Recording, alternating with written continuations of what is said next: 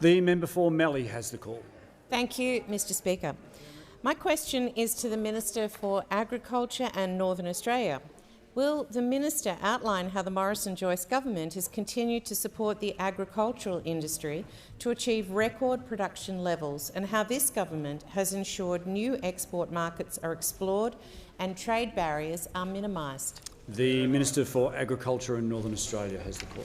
Thank you, Mr Speaker, and I thank the member for Mallee for her question, because she, better than anyone, understands the importance not just agriculture but agricultural trade to regional and rural Australia, and particularly to those 334,000 Australians that work in agriculture. 3 in 4, every one of those jobs relates to trade, and it's proud to say that we are continuing to invest in that, and the account figures today prove the importance of not just increasing our production, which has gone for the first time in our nation's history to over $70 billion, but the agricultural GDP has gone up by 44% from the September quarter this year to the September quarter last. That's an amazing result in the face of bushfires, droughts and floods.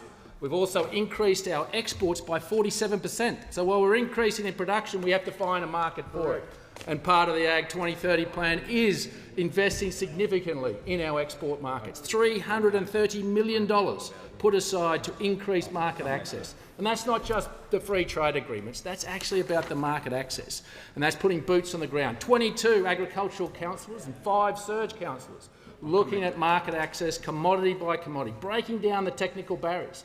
In fact, they've improved over 53 market access agreements, maintained 111 and improved another 55 market access agreements. And some of that has been seen as the first boatload of barley going to Mexico to go into their beer.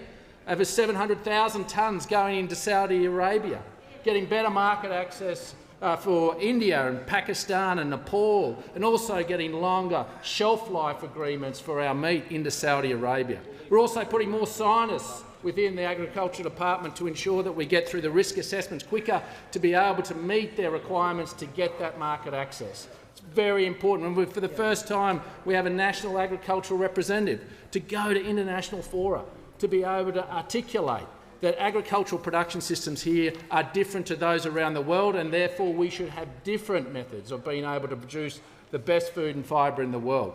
We're also trying to streamline and modernise our trade export platforms. We've gone 330,000 export certificates are printed out every year. We are now digitising them.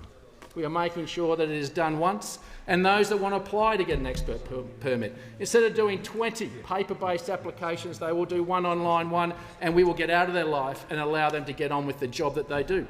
We're modernising also through industries, working with the red meat sector, putting in place 40-year reforms around the modernisation using technology so that they can use Google Glasses to do inspections by our department, cutting the costs of the red meat industry by $45 million a year. That means more jobs in regional Australia.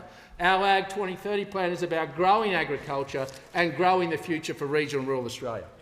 Authorised by Anne Webster, The Nationals, Mildura.